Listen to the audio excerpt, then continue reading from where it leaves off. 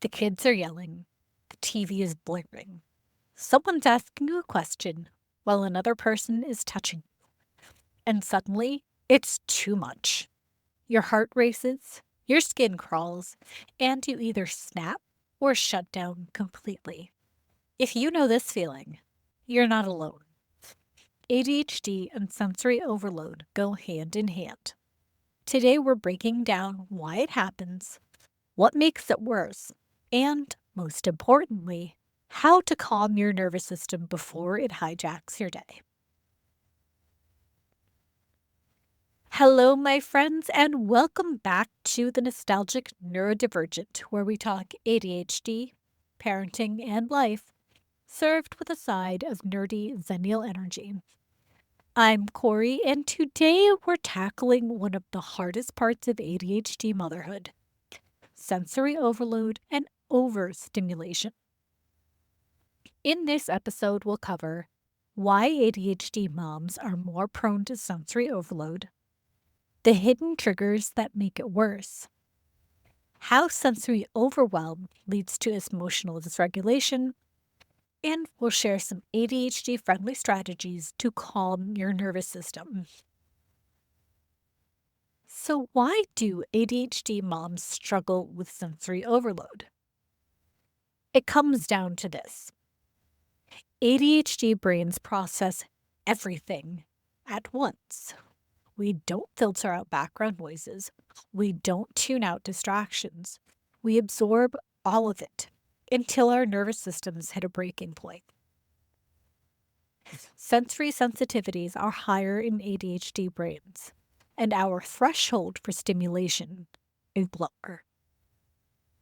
Many of us may have auditory processing issues, so the background noise, multiple voices, equals instant overwhelm.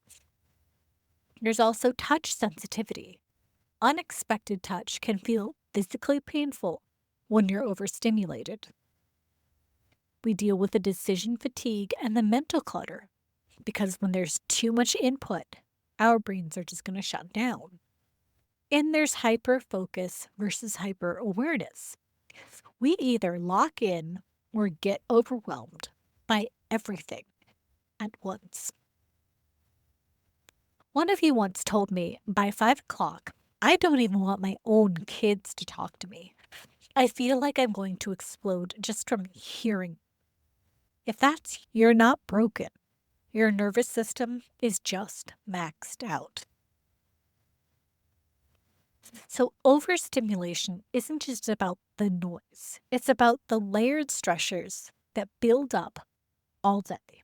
So, here are some of the hidden triggers that are just going to make our already overloaded systems even worse.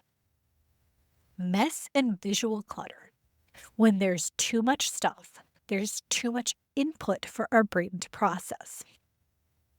When we have too many tabs open, literally and mentally, because our brains are trying to track everything at once. Chronic interruptions.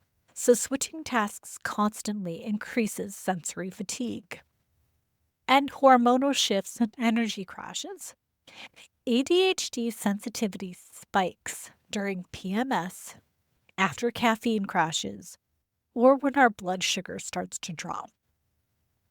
And there's emotional contagion. We are absorbing other people's stress, especially our kids. Many of us may refer to this as being highly sensitive or empathic, and yes, that does relate to it. But this is the emotional contagion that is very specific to the ADHD experience. I once had to leave a family party because the combination of people talking over each other, music, and constant movement was just too much. I felt like my skin was buzzing.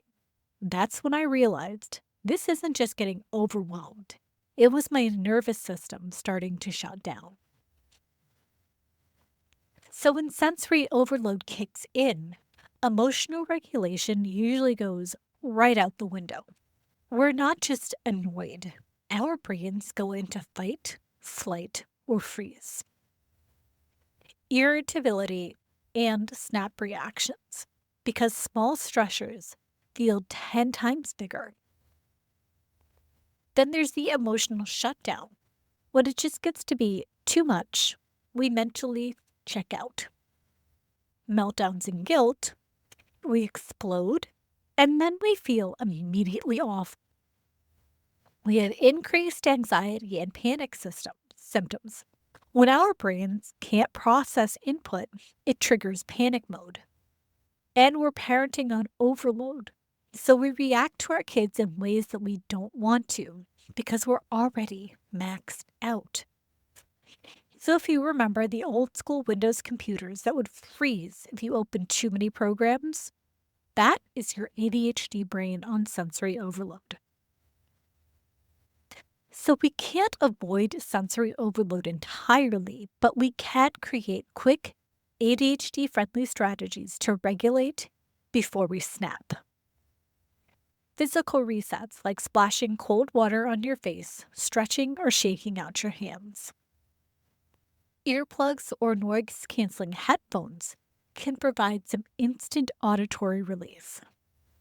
Controlled breathing, but ADHD-friendly, so box breathing, straw breathing, or humming. Create visual decompression zones in your home where at least there is one clutter-free, low-stimulation space. And preemptive decompression. Plan for short, intentional, quiet moments before the overload happens. And you do this by recognizing your triggers. So the more triggers that you can recognize, the more in tune with your body you are becoming. So I started keeping earplugs with me at all times. Not for concerts, but for grocery stores. Too many people, too many beeping sounds, not to mention all the smells. And suddenly my brain feels like it's short circuit. Now, instant fix whenever I need it. So let's talk about the elephant in the room. And here's your reality check, because no one likes to talk about this. Sometimes we don't like being touched by our own kids when we're overstimulated. And that guilt that comes with that is absolutely brutal. But it's no fault of our own. And you are not a bad mom for needing physical space. Your nervous system is overwhelmed, not your love for your child. Grab my free Parenting Hacks for ADHD Moms guide.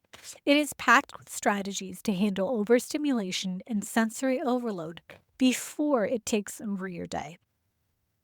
And if you remember anything from this episode, remember this. Sensory overload isn't about your willpower. It's about your regulation.